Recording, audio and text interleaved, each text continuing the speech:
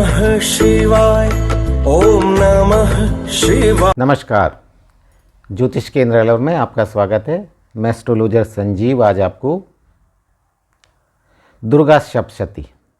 देखिए, यदि आप अपनी मनचाही मनोकामना को पूर्ण करना चाहते हैं तो देखिए, दुर्गा सप्तशती से अच्छा कोई भी नहीं है। देखिए, ऐसा माना जाता है कि देखिए, वेदों के बारे में ऐसा अपन कहते हैं कि वेदों की रचना किसी ने नहीं की है, ये स्वयं ही प्रकट हुए हैं, अर्थात ईश्वर के मुख से जो निकले हैं शब्द वही वेद हैं, उनके रचयिता कोई भी नहीं है। उसी प्रकार अपन दुर्गा सप्तशती के बारे में भी कह सकते हैं कि दुर्गा सप्तशती है, ये भी अनादि है, अर्थात इसके रचयिता कोई नहीं है, ये ईश्वर के मुख से ही प्रकट हुई है दुर्गा सप्तशती जो है। देखिए, दुर्गा सप्तशती है, ये बड़ा ही अनोखा ये पुस्तक है और देवी की उपासना करना सर्वोत्तम है। इसमें देवी की उपासना के लिए लगभग 700 श्लोक 13 अध्यायों में बताए गए हैं और इसके 3 पार्ट हैं। देखिए, इसका जो दुर्गा सप्तशती का जो सबसे पहले वर्णन आया है वो मार्कंडेय पुराण में इसका वर्णन किया गया है दुर्गा सप्तशती का। दुर्गा सप्तशती के 3 पार्ट हैं। देखिए, प्रथम चरित्र, उसमें सिर्फ जो प्रथम अध्याय है वही है। दूसरा है मध्यम चरित्र, इसमें दूसरा, तीसरा और चौथा अध्याय है। और तीसरा है उत्तम चरित्र, इसमें बाकी समस्त जो अध्याय हैं 5 से 13 तक के वो इसमें सम्मिलित हैं। ये एक तंत्र की महान पुस्तक है दुर्गा सप्तशती। इसमें तंत्र के लिए अनेक श्लोक दिए गए हैं। जो तंत्र में अपन बोलते हैं जैसे मारण, मोहन, उच्चाटन, कीलन, वशीकरण, इस सब के लिए इसमें अलग अलग मंत्र दिए गए। देखिए, ये दुर्गा सप्तशती एक तंत्र का ग्रंथ है, तो देखिए इसका दुरुपयोग ना हो इसलिए इसके जो मंत्रों को है कीलन किया गया है, अर्थात इसका दुरुपयोग रोकने के लिए इसको बांध दिया गया है। जब तक आप इसका उत्कीलन नहीं करेंगे, उत्कीलन से अभिप्राय है जो मंत्र बांधी उनको एक तरह से उनका खोलना, उत्कीलन करना। इसमें कुछ मंत्र दिए गए हैं जिससे ये दुर्गा सप्तशती के जो इसमें मंत्र दिए गए हैं, श्लोक दिए हैं, उनका उत्कीलन हो जाता है, अर्थात तो खुल जाते हैं। फिर अपन उनका पाठ करेंगे तो वो अपन को ज़्यादा अच्छा प्रभाव देंगे, अन्यथा ये इतने प्रभावी नहीं होंगे। देखिए, दुर्गा सप्तशती का, जबकि ऐसा अपन मानते हैं कि दुर्गा सप्तशती का पाठ अपन नवरात्रि में ही करना चाहिए, जबकि ऐसा नहीं है। दुर्गा सप्तशती का पाठ तो आप हमेशा कर सकते हैं, पर देखिए सर्वोत्तम यही रहता है आप इनको नवरात्रों में स्टार्ट करें, फिर आप इनको साल 6 महीने जितना भी आपकी श्रद्धा हो या जो भी आपकी मनोकामना हो उसके लिए आप इसको कंटिन्यू कर सकते हैं। देखिए, ज़रूरी नहीं है दुर्गा सप्तशती में 13 अध्याय हैं, आप 13 कोई पढ़ें। 13 अध्याय जो हैं उसमें अलग अलग उसके लिए बताए गए हैं कि कौन सा अध्याय किस प्रकार की परेशानी के लिए आप पढ़ सकते हैं। तो देखिए, आपको जिस प्रकार की परेशानी हो आप वो अध्याय उठा लें, उसको आप पाठ करते रहें जब तक वो आपकी परेशानी दूर ना हो। तो आज मैं इस वीडियो में आपको बताऊंगा कि 1 से 13 अध्याय किस किस काम के लिए आप उनको उसका पाठ कर सकते हैं ताकि आपको उत्तम फलों की प्राप्ति हो। ठीक है, अपन देखते हैं, जब भी आप दुर्गा सप्तशती का पाठ स्टार्ट करें तो देखिए सबसे पहले तो आप देवी माँ की वो प्रतिमा रखें, उसके नीचे लाल कपड़ा बिछाएं, उसमें माँ देवी को आसन पे बिठाएं और आप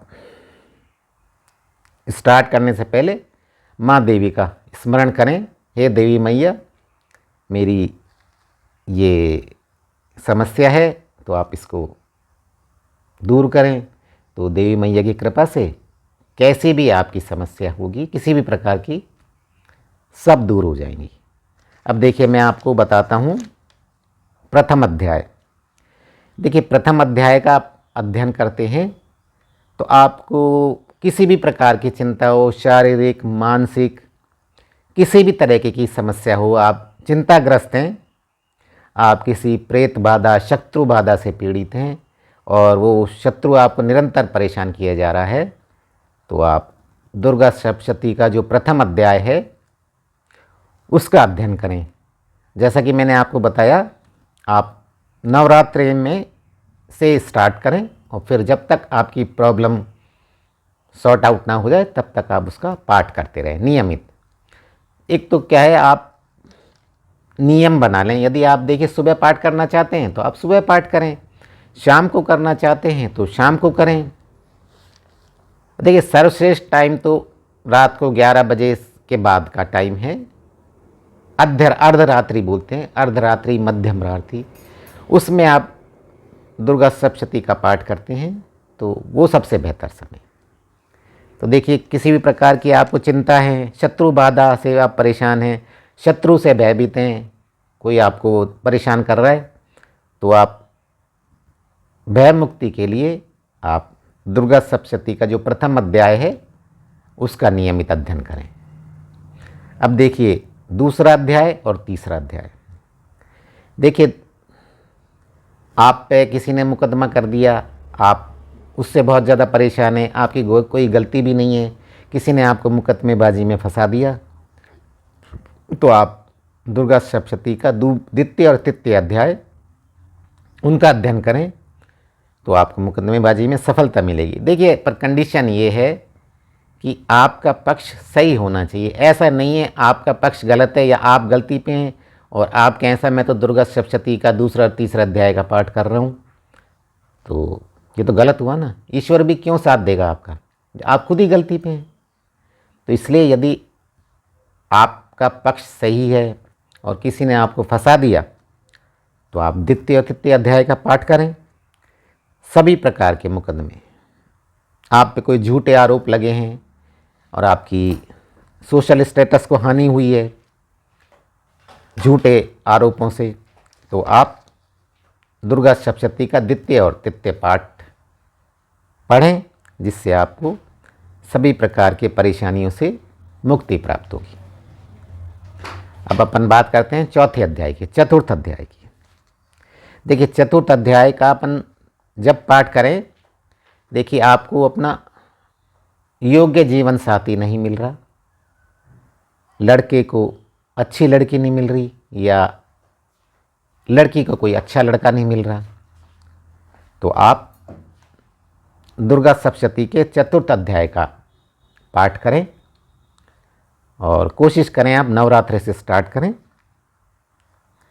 और पुरुष भी कर सकता है, स्त्री भी कर सकती है, जिसको ज़रूरत है वो करे। और देवी की भक्ति आप चाहते हैं, भाई अच्छा जीवन साथी चाहते हैं या आप देवी की भक्ति चाहते हैं, देखिए जिसने भी देवी की भक्ति प्राप्त कर ली तो उसके लिए तो क्या प्राप्त करना रह गया, उसको तो सभी कुछ प्राप्त हो गया। तो आप अच्छा जीवन साथी चाहते हैं या देवी की भक्ति चाहते हैं तो आप दुर्गा सप्तशती का जो चतुर्थ अध्याय है उसका पाठ करें।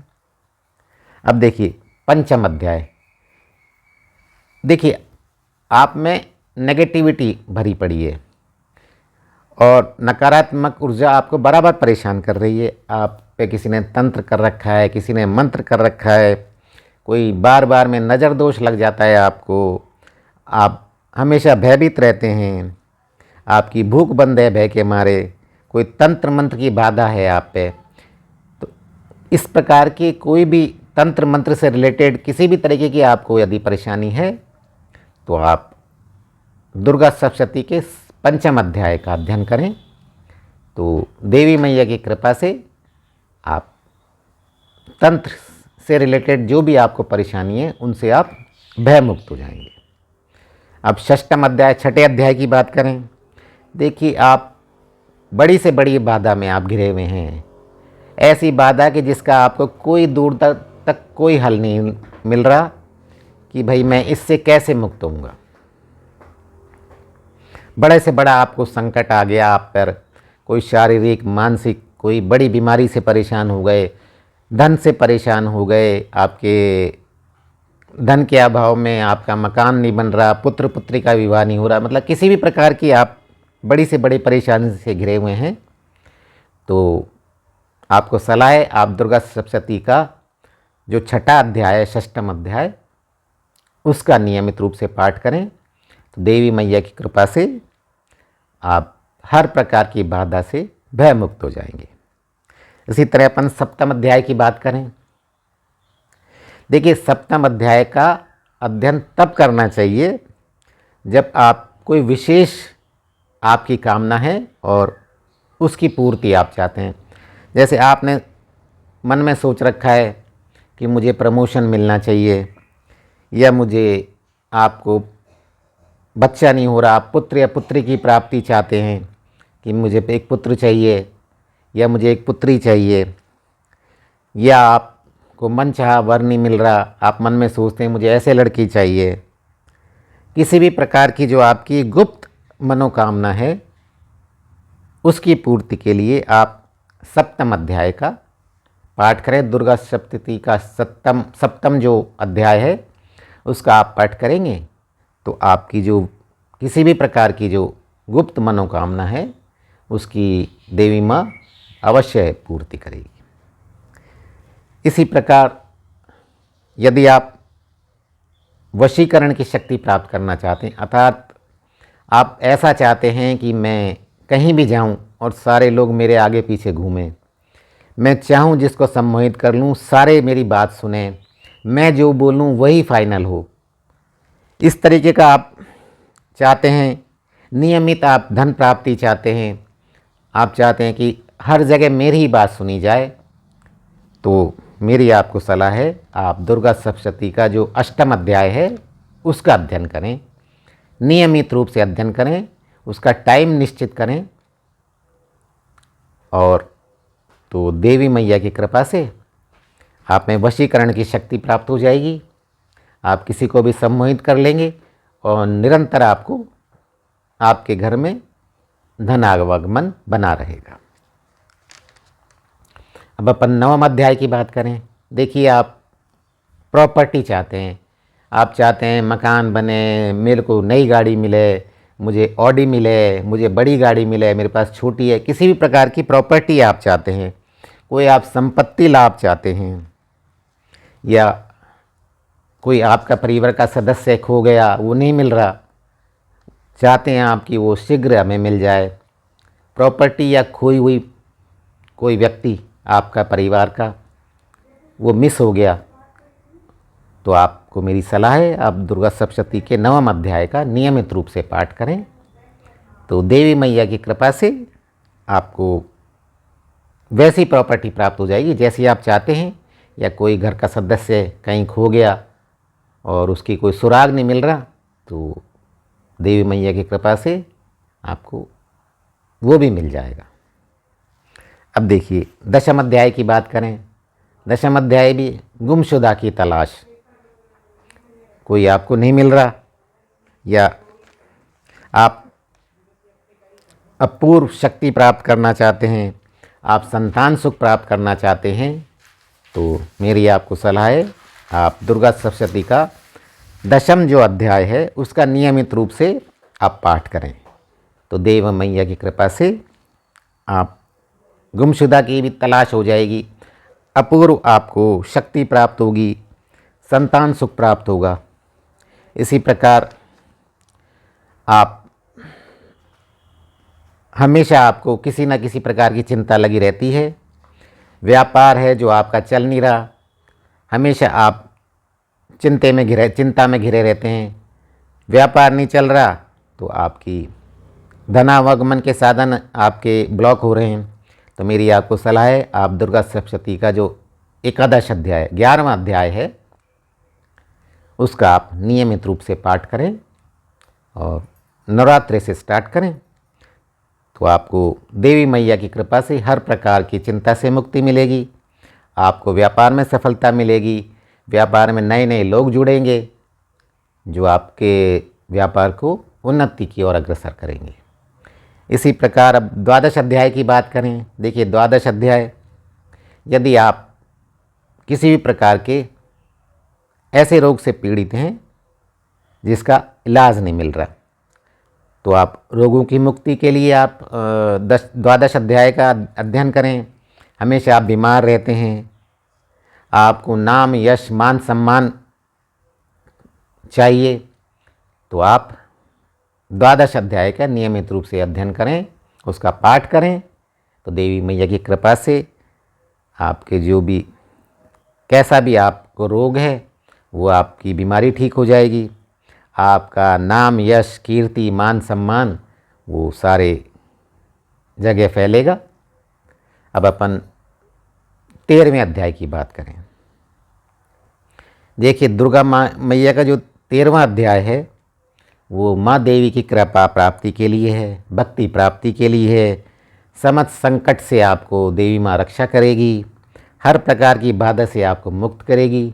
यदि आप इस प्रकार की किसी भी समस्या से आप परेशान हैं, आप देवी माँ की कृपा चाहते हैं, देवी माँ की भक्ति चाहते हैं, समस्त संकटों से आप अपनी रक्षा करना चाहते हैं, हर प्रकार की बाधा से मुक्त होना चाहते हैं, तो आप देवी मैया का जो 13वां अध्याय है उसका आप नवरात्रि से स्टार्ट करके नियमित आप उसका अध्ययन करें, और इससे आपको 13वें अध्याय से ओवरऑल आपका सभी तरीके की परेशानियां दूर हो जाएंगी। देखिए माँ दुर्गा की या किसी भी भगवान की आप आराधना करना चाहते हैं तो आपको समय निश्चित करना पड़ेगा। आप सुबह करना चाहते हैं सुबह करें, शाम करना चाहते हैं शाम करें, एक आपको टाइम निश्चित करना पड़ेगा। उस टाइम को पे आप उसका पाठ करें, उसका अध्ययन करें, पाठ करें, देवी माँ के समक्ष एक दिया जलाएं, ज़रूरी है एक दिया घी का दीपक जलाएं और देवी माँ को आसन पर बिठाएं और पहले देवी माँ से आप प्रार्थना करें कि मुझे ये परेशानी है, और फिर आप जो मैंने आपको 13 अध्याय का बताया है, आप ज़रूरी नहीं है सारा पूरे के पूरे 13 अध्याय पढ़ें, आप जैसे भी समस्या से पीड़ित हैं वैसा ही अध्याय पढ़ें, उसी अध्याय को आप उसका बार बार पाठ करते रहें, तो देवी मैया की कृपा से आपके सारे संकट हल हो जाएंगे। देखिए जैसा कि मैंने आपको बताया सबसे उत्तम समय है मध्य रात्रि 11 से 12 के बीच में। यदि उस समय आप, क्योंकि देखिए ये जो दुर्गा सप्तशती है तो तंत्र साधना के लिए है, तो इसके लिए सबसे उत्तम समय है 11 बजे के बाद का। तो यदि आप उस समय करते हैं और पहले आप दुर्गा सप्तशती का उत्कीलन करें, उसके बाद आप उसका पाठ करें, तो देवी मैया की कृपा से आपके सभी प्रकार के संकट दूर होंगे। जय माता दी। देखिए यदि आपको हमारे वीडियोस पसंद आते हैं तो मेरा आपसे करबद्ध निवेदन है कि ये नया चैनल है, आप इसको सब्सक्राइब करें, लाइक करें, शेयर करें, तो आपकी बहुत मेहरबानी होगी।